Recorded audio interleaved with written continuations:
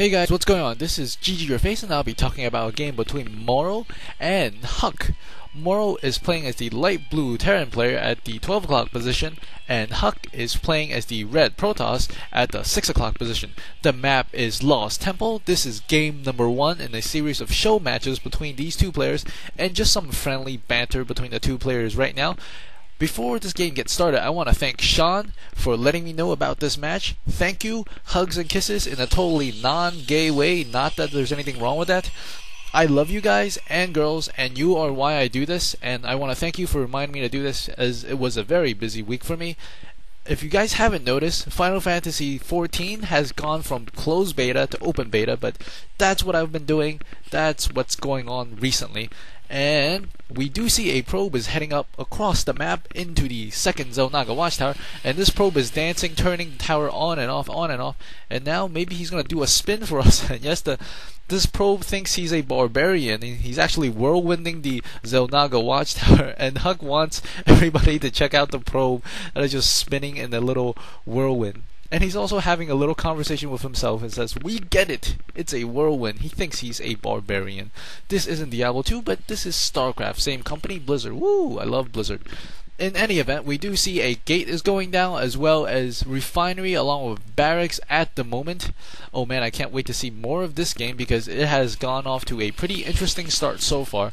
This is a very good idea for most players because this will give you a 2/3 chance at spotting the opponent without actually doing too much scouting, because you will be able to see both this space and what is coming out of those two bases by holding off this Xel'Naga watchtower. And if an SCV gets into your own base without passing this, you will know that the opponent is at the 3 o'clock position, and he does see the SCV, and he will be scouting in the correct direction because he saw that SCV. People also would like to place a pylon over here near this Go expansion. This also gives you a 2/3 chance to kind of proxy gateway rush your opponent really fast. And since 2/3 is bigger than 1/2, that is a pretty good chance in my book, because I consider every StarCraft match a half. At my stage, it's pretty much a coin flip, and we do see now the SCV is going in the correct direction. This probe is on his last little slivers of life while the Marine is trying to chase him down, and he's trying to run away and get more scouting information. And this SCV is going to be scouting correctly and enter the base, and the second Marine comes out and 3 Marine comes out. They should probably be able to take down this probe, but the probe did find out there is a factory going down for MorroW, and MorroW is taking up his second refinery. Let's see what HuK sees. HuK does see all those buildings, so he does know exactly what's going on inside the base of MorroW, and MorroW also sees exactly what's going on inside HuK base, and he's gonna run off this SCV before the Stalker comes out, as Stalkers are very menacing against SCVs. We'll see if he's gonna throw down a starport. Probably not, as he has gotten the tech building for the factory at the moment. The Stalker is chasing the SCV across the map. Very good pylon placement here, and we do see a robotics facility going down for HuK, and this is also good positioning because some people might not scan there, and actually MorroW has not yet spotted. This is MorroW's vision. He has not yet spotted the robotics facility. HuK has taken control of the watchtower, and he will be able to see if anything is going on. And we do see, ooh, this barracks is floating off in over this direction. I think he's thinking of putting it there. Maybe not. This is a very weird game, but I'm sure there are very reasonable actions that is being done by both players, and we will shortly see what their purposes are for those actions. The barracks is approaching its target, and maybe it's gonna drop off something, and we do see an observer coming out for HuK. And is the barracks gonna land? It looks like it's actually scouting for any proxy pylons. And no, it takes a spin in the midair, and it actually lands, and he's building a Marine. He probably knows that HuK has taken control of this one tower, and he hopes that HuK has not taken control of this tower, which HuK has not yet done.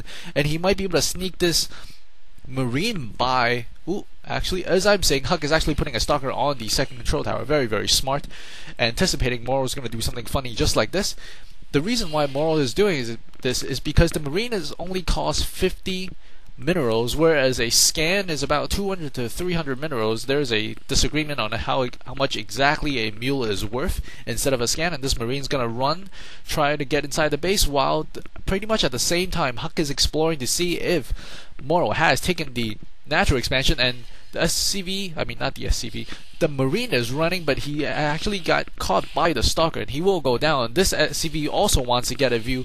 What MorroW wants to do is get a glimpse of this place without actually scanning, and he will not know that the expansion has yet gone down for HuK. He tried to do it very, very cheaply, but he has not yet succeeded. He did lose a Marine and one SCV. Both players building additional units, as we have not yet seen any Colossus. We do see a Twilight Council going up, as well as the first expansion has gone down, and he's going to be able to mine. MorroW is able to mine it, and he actually moved the bunker up. There was a bunker at this position, but he moved the bunker up along with the positioning of his siege tank to also protect his natural expansion at the moment. STEM is being researched, and we also see that there is an Immortal on the way for HuK. Additional Marines and tanks being developed at the moment. This is a build that often gives me trouble. Marines, tanks, I just can't seem to break it. We'll see what HuK does, and we also see that MorroW is putting down additional supply depot to prevent anybody from rushing directly in and up the ramp, which is very, very good. And these Stalkers aren't actually on the tower, and now they get back on the tower. And these Zealots are working on the Cyrox as he's thinking about taking his third expansion, as he does see that MorroW is taking a very defensive stance with a lot of tanks and not that many infantry. You always want to support your tanks with infantry, because tanks aren't that great if they can close the gap without any infantry, and he probably expects that MorroW is not going to move out. That's why he feels safe, and he's going to take down these rocks and maybe grab a third expansion. The refineries are almost complete, whereas the simulators has finished for HuK. Both players upgrading quite a bit. We do see Templar Archives, probably Storm very, very soon. Storm Blink is currently being researched. Maybe there will be some harassment. The bunker has gone down, replacing them with supply depots. And we do see these 4 Stalkers. They want to do something. They're constantly moving. They want to do some harassment. A starport has gone down. At the moment, both players content to just build on their economy as they have seen each other's bases. Let's see. Nope, because that SCV and the Marine went down for MorroW. MorroW does not know about this expansion for HuK just yet, but he probably could guess it. But he feels very comfortable, and he's actually using his, not scans, but he's actually using the mules. And we do see these Stalkers with Blink has finished, and we're going to be able to see what he can do with this Observer and 4 Stalkers. And the Stalkers blink in.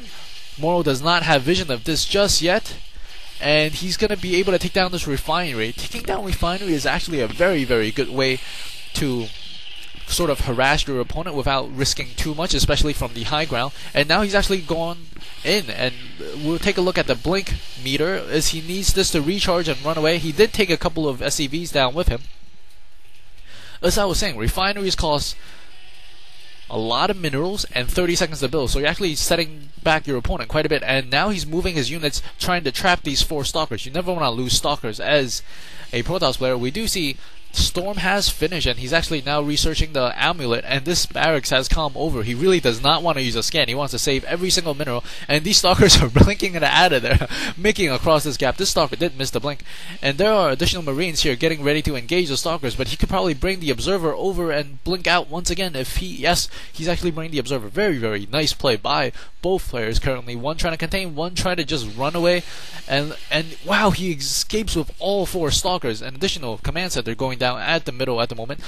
MorroW cannot reach these Stalkers because they can blink freely, and they do have the high ground advantage. We do see Zealot legs along with some Templars. Do we see Templars?